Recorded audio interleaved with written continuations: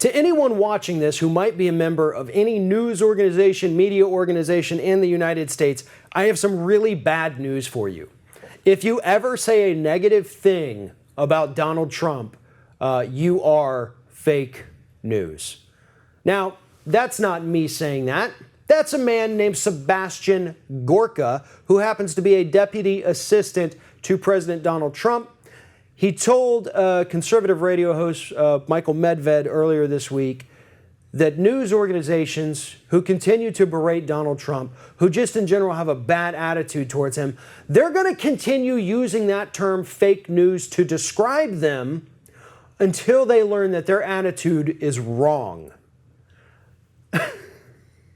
Gorka is essentially acting like, I can't even really describe it, but it's more like a parent saying, we're going to continue to put you in timeout until you learn your lesson, which is good when you're a parent, but Gorka is not a parent, at least not to the entire news media. Neither is Donald Trump. It is the job of the media to call you out when you screw up. It's the job of the media to call you out when you do something that's questionably illegal. It's the job of the media to talk about the things you do because you're the most prominent person in the world. You're the president of the United States. I mean, think about this.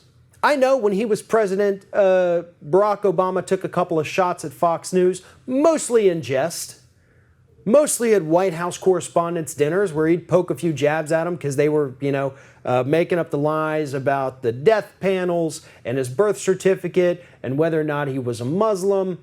I get that. That was legitimate fake news. But Barack Obama, being a big boy, being intelligent, being mature, made a couple jokes about it, everybody laughed, and he moved on with his life and his presidency.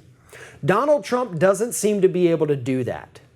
If you make fun of Donald Trump, he will attack you on Twitter, and he will continue to attack you. He'll mention you in a press conference and just keep it going forever and ever and ever and ever. That is how petty and selfish and shallow this man is. Once you get under his skin, you live there, baby. You're not going anywhere. It's like a splinter that he can't get out. You will bother him forever, whether or not you even say another thing about him. And that's why Gorka, Kellyanne Conway, Sean Spicer, and Trump himself, that's why they're all out there telling you that CNN is fake news. Or these progressive websites, liberal websites are fake news. Because we have the audacity to talk about the fact that this man, this administration, is dangerously unqualified and grossly unhinged and desperately displaced from reality. That's the problem. They don't see it as these news organizations are reporting the fact. They honestly, in their warped little brains, believe that it's all fake. Donald Trump legitimately does believe that the polls showing that he has a historically high unpopularity rating, he believes those are fake. He believes the American public loves him. And that is because he is so disconnected from reality. He's lived so long in his little millionaire, billionaire bubble where anything he didn't like was immediately removed and replaced by someone or something else. People did that for him. He didn't have to think about it. But now that he's president, he can't handle anything that makes him slightly uncomfortable. And that's what the media is doing. That's what Saturday Night Live is doing.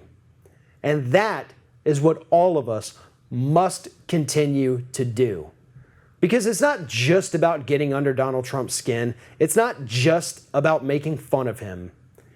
It's about holding him accountable. And at the very least, educating the American public about what this psychopath in the White House is actually doing from day to day.